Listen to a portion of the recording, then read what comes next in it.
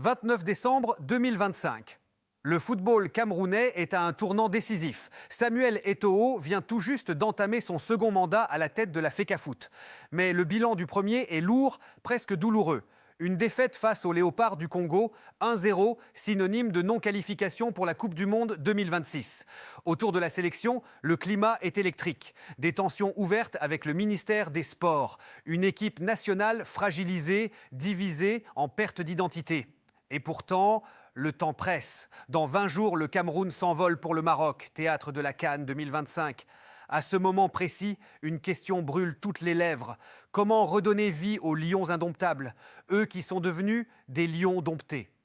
C'est dans ce contexte d'urgence, de doute et de pression maximale qu'un homme va émerger. Un sélectionneur inconnu du grand public et souvent sous-estimé par ceux qui le connaissent, mais animé par une seule mission, réveiller l'âme du Cameroun.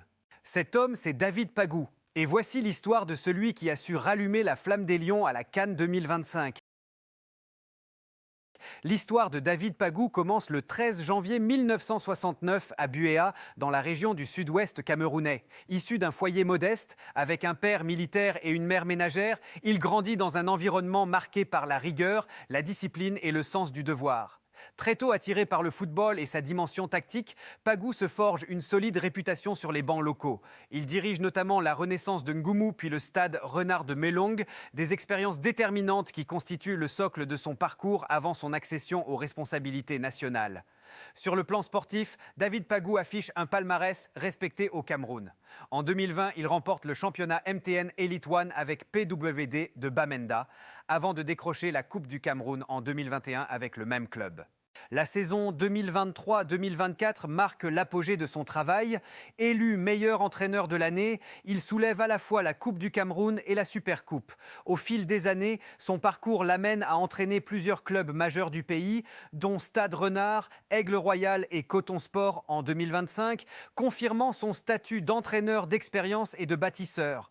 Pendant que David Pagou, dans l'ombre, peaufinait sa méthode et empilait les résultats sur les pelouses du championnat camerounais, la sélection nationale, elle, cherchait désespérément son identité.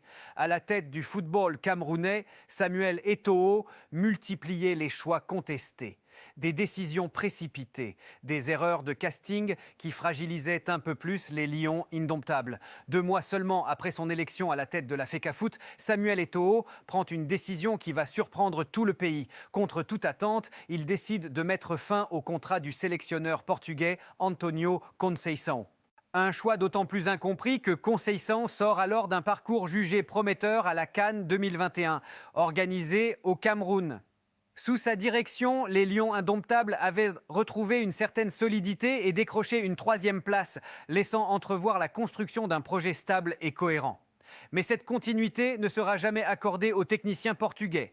À sa place, Samuel Eto'o fait le choix de la proximité et de la confiance personnelle en nommant Rigobert Song, son ami et ancien coéquipier en sélection nationale. Si le nom de Song rassure par son immense passé de joueur, son expérience sur le banc reste toutefois limitée. À ce moment-là, il n'a dirigé que les sélections U23 et les Lions A, sans véritable référence à la tête d'une équipe première engagée au plus haut niveau continental et mondial. Ce changement marque le début d'une série de choix contestés où l'affect semble parfois prendre le pas sur la logique sportive. Une décision fondatrice qui, avec le recul, apparaît comme l'une des premières erreurs de casting d'une période agitée pour les Lions indomptables. Surnommé « le danger », en référence à la qualification arrachée dans les dernières secondes face à l'Algérie lors des éliminatoires de la Coupe du Monde 2022, le Cameroun croit alors avoir retrouvé son aura et son caractère historique. Cette qualification héroïque masque pourtant des fragilités profondes.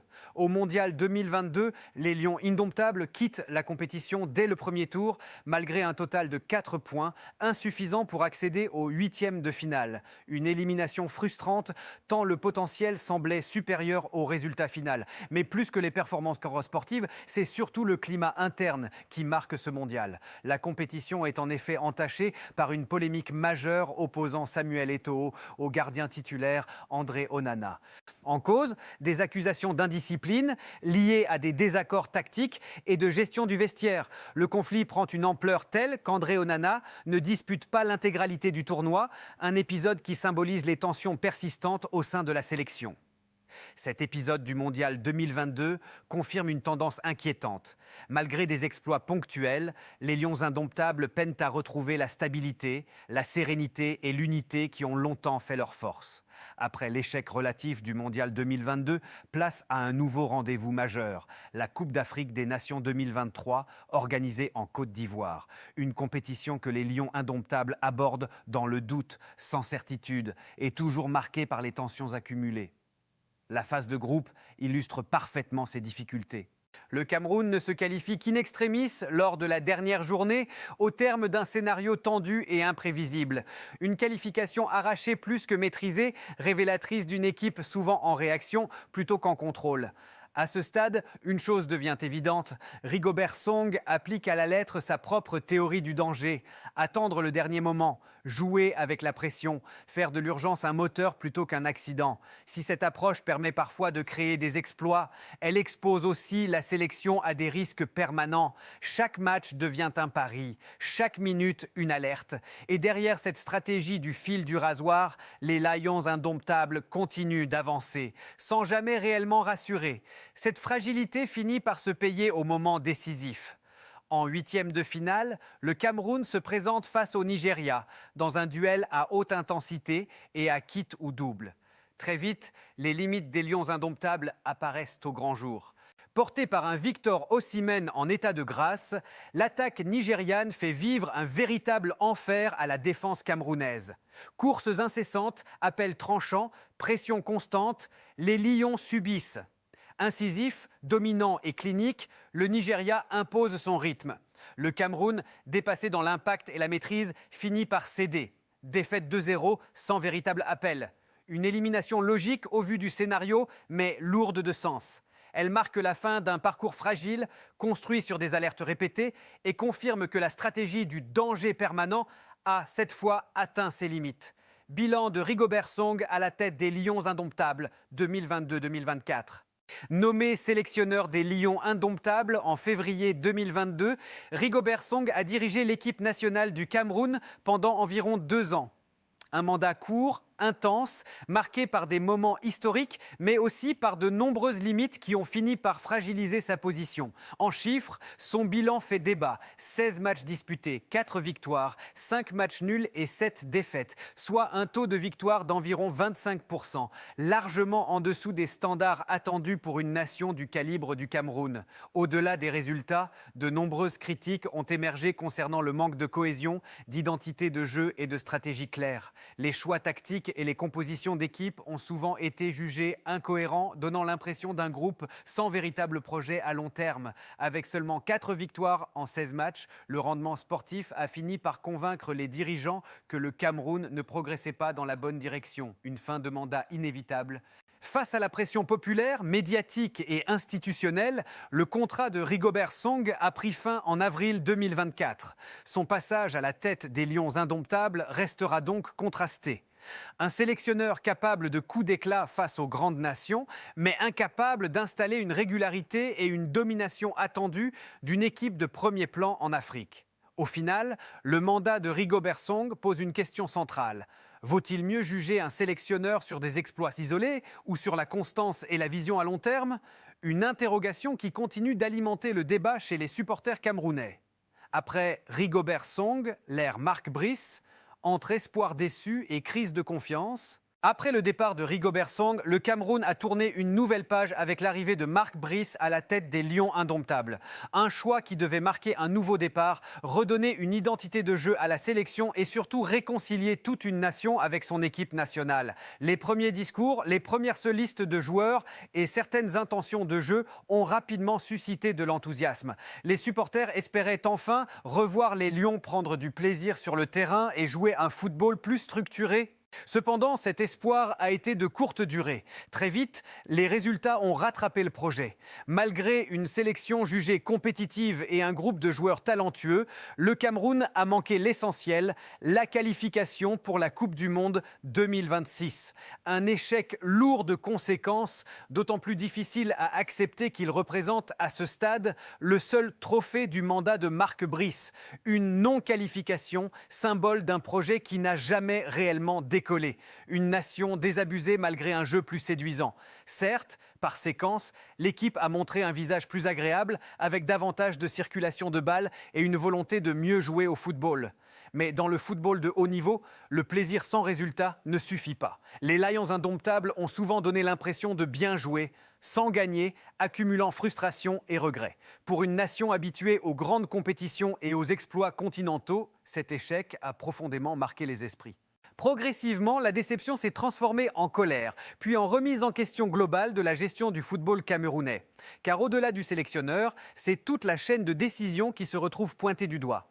La légitimité de Samuel Eto'o, de plus en plus questionnée, cette situation a ravivé le débat autour de la légitimité de Samuel Eto'o à la tête de la FECAFOOT.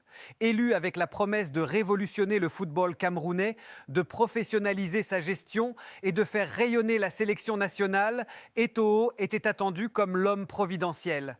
Beaucoup voyaient en lui le leader capable de transposer, sur le plan institutionnel, la mentalité de gagnant qu'il incarnait en tant que joueur. Marc Brice, comme Rigobert Song avant lui, apparaît finalement comme une pièce d'un problème plus large, où les responsabilités dépassent largement le banc de touche. Le Cameroun doit désormais choisir, continuer dans les conflits, l'instabilité et les décisions à court terme, ou repenser en profondeur son modèle pour renouer avec son glorieux passé. Une chose est sûre, la patience des supporters est à bout et le débat ne fait que commencer. 29 décembre 2025, la fin d'un mandat et le début d'un nouveau pari. À ce moment précis, une question domine tous les débats. Faut-il un nouveau président pour relancer le football camerounais ou poursuivre avec celui qui incarne, malgré les critiques, le pouvoir en place ? Dans un pays souvent résumé par l'expression « quand tout le monde est aveugle, le borgne devient roi », la réponse semble presque écrite d'avance. Faute d'alternatives crédibles et structurées, Samuel Eto'o est réélu, non pas dans l'euphorie, mais dans un climat de résignation mêlé d'espoir prudent.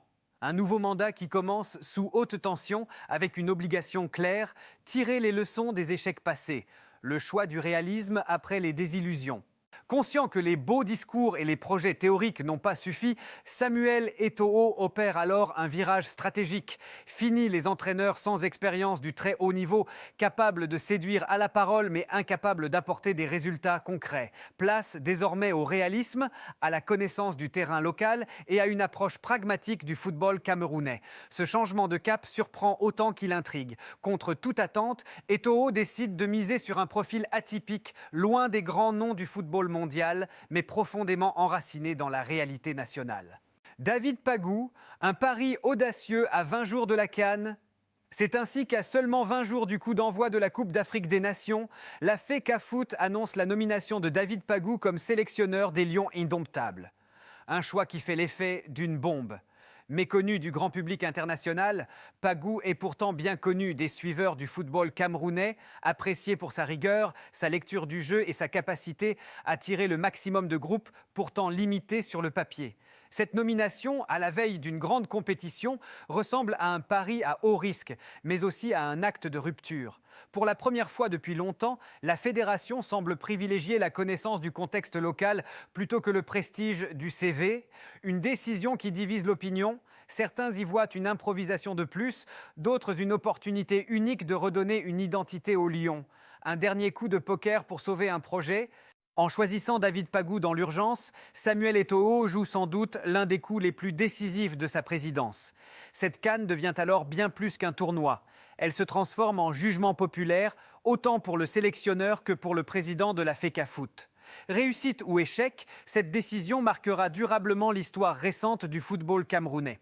À 20 jours de la CAN, le Cameroun ne rêve plus de promesses, mais de résultats. Et dans ce contexte, une question s'impose. Ce pari audacieux peut-il enfin réveiller les lions indomptables ou s'agit-il d'un dernier acte désespéré ? David Pagou, de l'ombre des bancs à la lumière des lions. Après un quart de siècle passé dans l'ombre des bancs de touche, David Pagou accède enfin à la lumière. Une nomination longtemps attendue, mais que l'homme ne perçoit ni comme un miracle, ni comme une rupture brutale. Pour lui, il s'agit avant tout de l'aboutissement logique d'un parcours bâti avec patience, rigueur et fidélité au football camerounais. C'est la consécration d'une longue carrière, 25 ans sur les bancs de touche en continu, confie-t-il avec une émotion maîtrisée. Derrière cette phrase se cache une trajectoire rare, presque exhaustive, de préparateur physique au sein de l'équipe nationale militaire, aux U20 en passant par les Lions A, jusqu'au rôle d'entraîneur adjoint des Lions indomptables, David Pagou a connu toutes les strates du haut niveau. Une immersion totale dans les coulisses du football national, qui forge aujourd'hui sa crédibilité et sa légitimité. Qui peut rêver mieux, glisse-t-il, comme pour mesurer le chemin parcouru ? Une reconnaissance personnelle et professionnelle.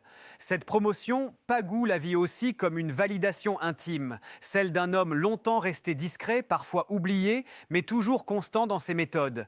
Ça me rassure dans mes méthodes, mon tempérament, ma façon de faire, explique-t-il. Pour lui, le temps est un allié et la stabilité finit toujours par payer. Pas question donc de tout bouleverser à son arrivée. Pour moi, c'est la continuité. On va continuer dans ce sens-là, sur cette lancée.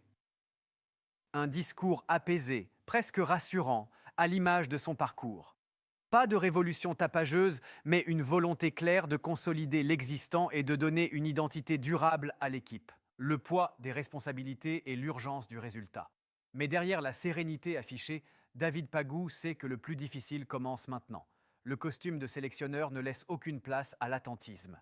C'est maintenant à moi de faire le boulot pour que les joueurs se retrouvent vite et que la mayonnaise prenne rapidement, affirme-t-il sans détour. Méthode, organisation et intelligence humaine deviennent alors les piliers de son projet. Il faut être méthodique.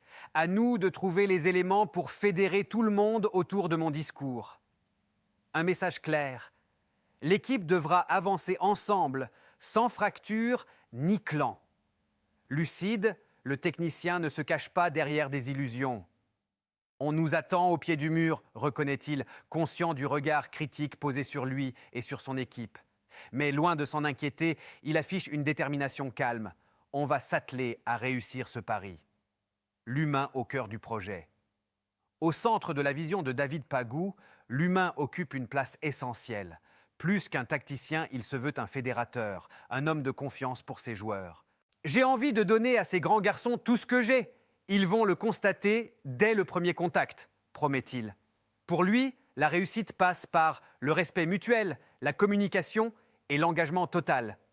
On va s'entendre, ça c'est sûr. S'ils me rendent ça bien, on va faire le boulot. Une philosophie simple mais exigeante qui repose sur la responsabilité partagée. Une consécration à confirmer sur le terrain. À l'heure d'ouvrir un nouveau chapitre de sa carrière, David Pagou avance avec la sérénité de ceux qui ont longtemps appris avant d'agir. La consécration est enfin là, après 25 ans de patience et de fidélité. Mais dans le football, l'histoire ne s'écrit jamais sur le passé. Le verdict viendra du terrain, là où les discours se transforment en résultats. Et c'est précisément là que David Pagou entend désormais inscrire son nom, non plus dans l'ombre, mais dans la durée. Après la nomination, place au groupe de la mort. À peine nommé, David Pagou était déjà plongé dans le grand bain. Pour son baptême du feu à la CAN 2025, le sélectionneur camerounais devait guider les Lions indomptables dans ce que beaucoup ont rapidement qualifié de groupe de la mort. Un contexte pesant, chargé de pression, où la moindre erreur se paie cash. Et pourtant, pour leur première sortie, les Lions n'ont pas tremblé. Une entrée en matière maîtrisée face au Gabon opposé au Gabon lors de la première journée du groupe F, le Cameroun a livré une prestation convaincante, aussi bien sur le plan du résultat que dans le contenu. La victoire acquise n'a jamais réellement semblé échapper aux Camerounais, qui ont affiché une sérénité et une maîtrise rarement observées lors des dernières grandes compétitions. Un succès qui porte déjà la marque de David Pagou, visiblement satisfait de l'attitude et de la discipline de son groupe. Face à une équipe gabonaise bien organisée, compacte et déterminée à poser des problèmes, les Lions indomptables ont répondu par une intelligence collective remarquable. Sans précipitation, sans panique, ils ont su imposer leur rythme et faire la différence au bon moment. La liberté tactique comme marque de fabrique. L'un des enseignements majeurs de cette rencontre réside dans l'approche tactique adoptée par le sélectionneur. Loin de s'enfermer dans un schéma figé, le Cameroun a montré une grande capacité d'adaptation en cours de match, s'ajustant aux temps forts et aux faiblesses de l'adversaire. Une philosophie pleinement assumée par David Pagou.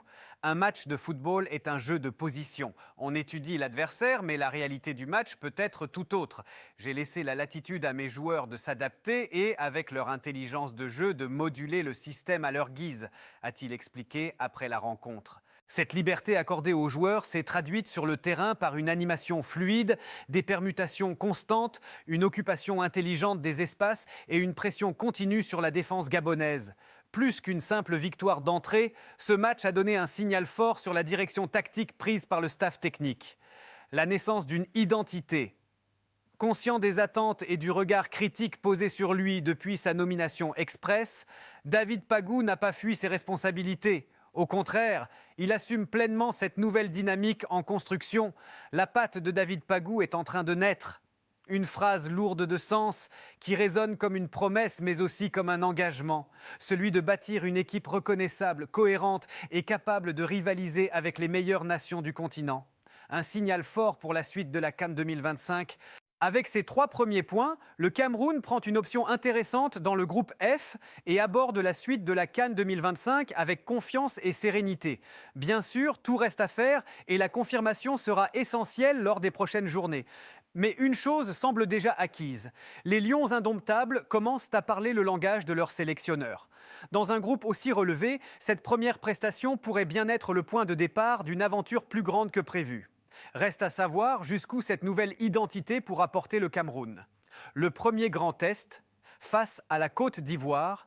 Mais le véritable test, celui où David Pagou et ses hommes étaient le plus attendus, c'était bien face à la Côte d'Ivoire. Un adversaire de prestige, champion d'Afrique en titre, et un rendez-vous qui devait permettre de jauger la réelle solidité de ce Cameroun nouvelle version. Le décor était planté. 2 victoires en 2 matchs pour chaque équipe, une première place du groupe F en jeu et un choc entre 2 géants du football africain. Un choc à la hauteur des attentes. Ce dimanche soir à Marrakech, le Cameroun et la Côte d'Ivoire se sont livrés une bataille intense, conclue sur un match nul, 1-1, qui maintient le statu quo dans ce groupe F particulièrement relevé. Une rencontre disputée, engagée et rythmée qui a tenu toutes ses promesses. Pour cette affiche, les 2 sélectionneurs ont fait des choix forts à la pointe de l'attaque. Emer Sefaé a surpris en titularisant Wakoun Bayo à la place de Wilfried Zaha, tandis que David Pagou a préféré Christian Kofané à Karl Etta Eyong. Des décisions audacieuses qui donnaient déjà le ton d'un duel tactique assumé. Une première période intense et équilibrée. Dès l'entame, la Côte d'Ivoire a pris le Cameroun à la gorge.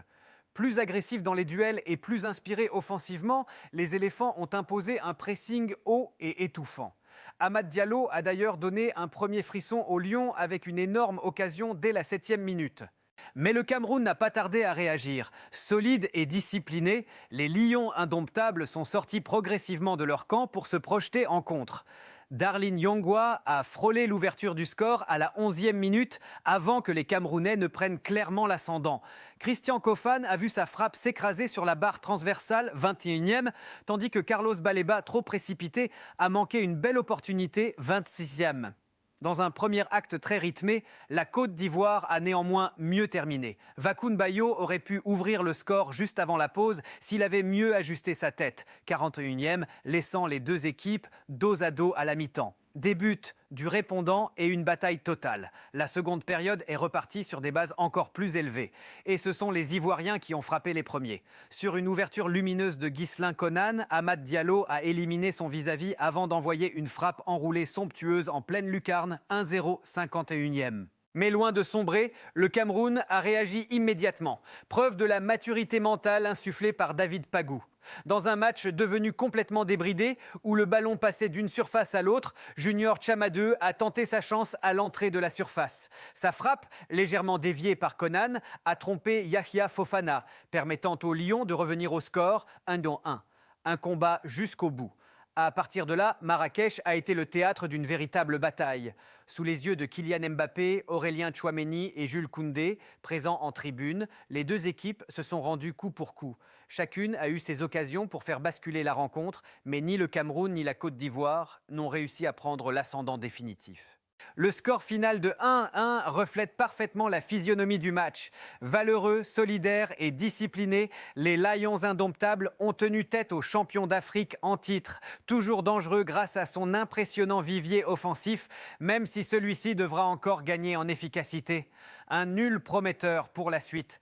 Si aucune des deux équipes n'a encore validé son billet pour les huitièmes de finale, ce match nul confirme néanmoins leur statut. Camerounais et Ivoiriens occupent les deux premières places du groupe F et envoient un message clair au reste du continent.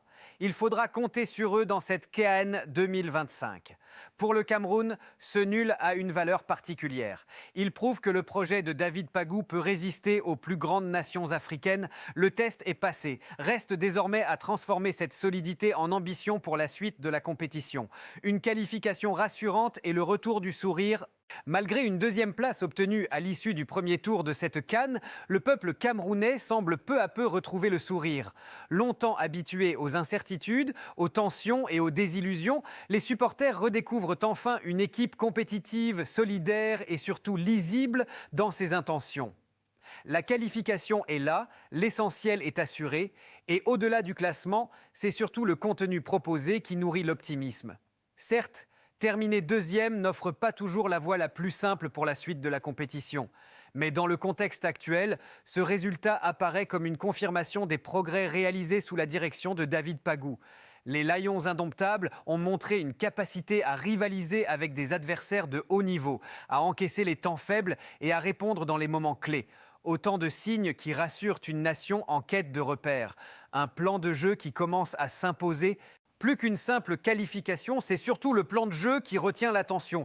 Désormais, le Cameroun ne se contente plus de subir ou de compter uniquement sur des exploits individuels. On distingue clairement une organisation collective, une volonté de contrôler les temps du match et une intelligence tactique dans l'utilisation des profils à disposition.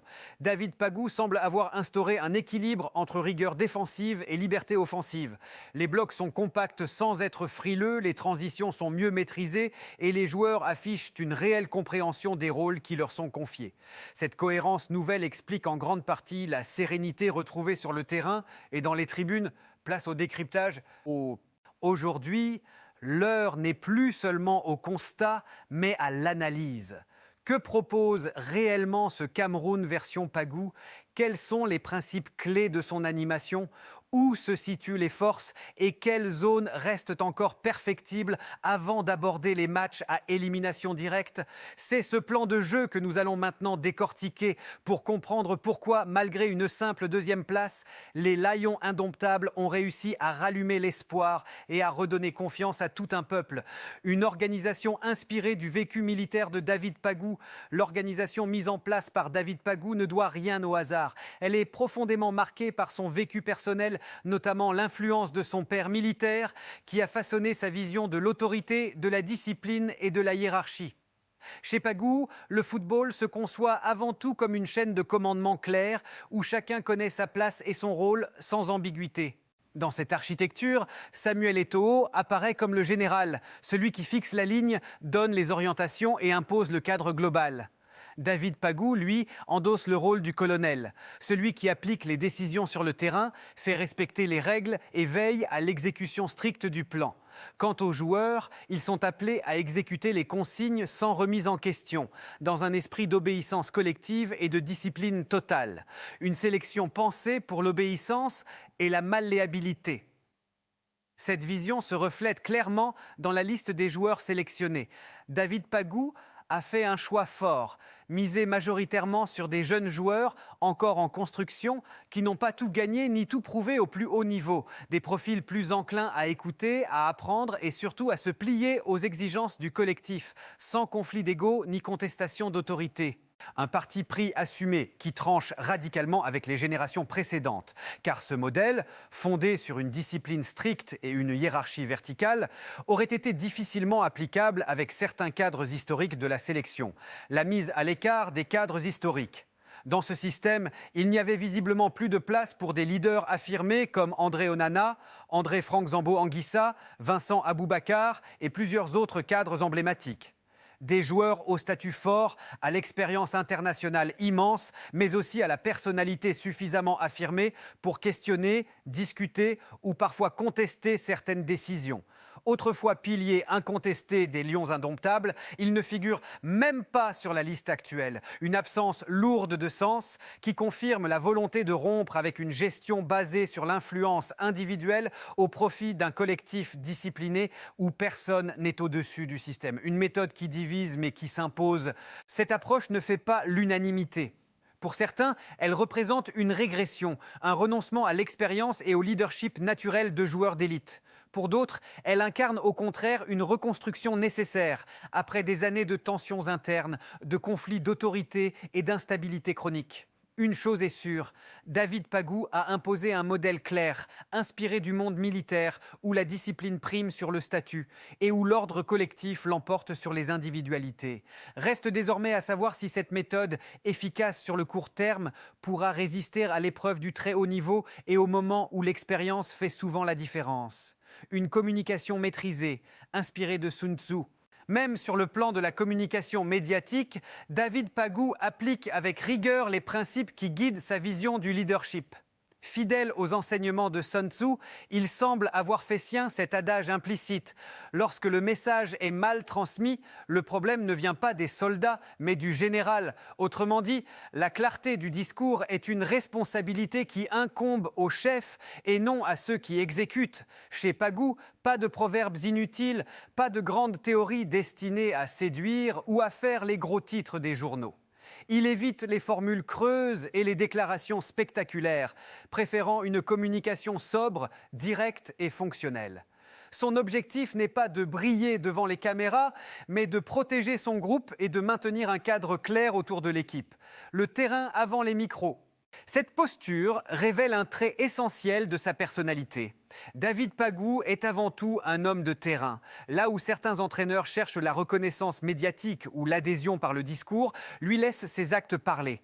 Ses réponses sont courtes, mesurées, parfois même austères, mais toujours cohérentes avec ce que l'on observe sur le rectangle vert. Ce choix tranche avec une époque où les conférences de presse sont souvent utilisées pour envoyer des messages codés, créer des polémiques ou construire une image. Pagou, lui, refuse ce jeu. Il sait que la crédibilité d'un sélectionneur se construit d'abord par les performances, pas par les mots. Une aisance qui se ressent dans le jeu. Cette sobriété dans la communication est aussi révélatrice d'un entraîneur plus à l'aise sur le terrain que devant les médias. Et cela se ressent dans le comportement de son équipe.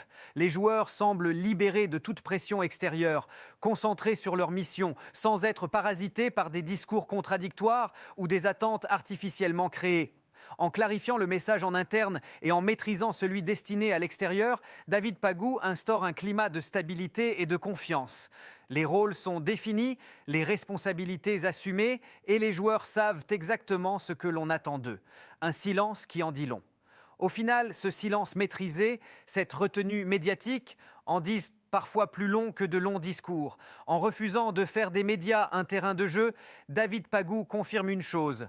Pour lui, le football se gagne d'abord sur la pelouse et non dans les colonnes des journaux ou derrière un micro. Alors la question est simple. Si la vidéo vous a plu, abonnez-vous, laissez un like pour soutenir le travail et on se retrouve très bientôt pour la prochaine vidéo.